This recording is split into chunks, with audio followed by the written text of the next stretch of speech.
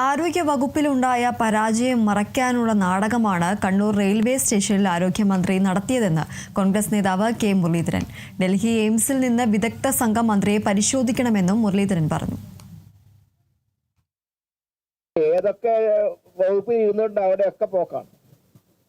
അവര് വാർത്ത വായിച്ച ചാനൽ പൂട്ടിപ്പോയി. ഇപ്പൊ ആരോഗ്യ വകുപ്പ് ഏതാണ്ട് മോർച്ചറിയിലാണ്. ഞാൻ വെന്റിലേറ്റർ എന്നല്ല, മോർച്ചറിയിലാക്കി. ഈ പരാജയമൊക്കെ മറച്ചു വെക്കാനാണ് ഇന്നലെ ഒരു നാടകം കണ്ണൂർ റെയിൽവേ സ്റ്റേഷനിൽ അരങ്ങേറി. അവിടെ സത്യം പറഞ്ഞാൽ 5 കുട്ടികളാണ് കരിങ്കൊടി കാണിച്ചത്. ഇവർ അങ്ങോട്ട് തല്ലാൻ ചെല്ലുക. CCTV കാണുന്നുണ്ട്.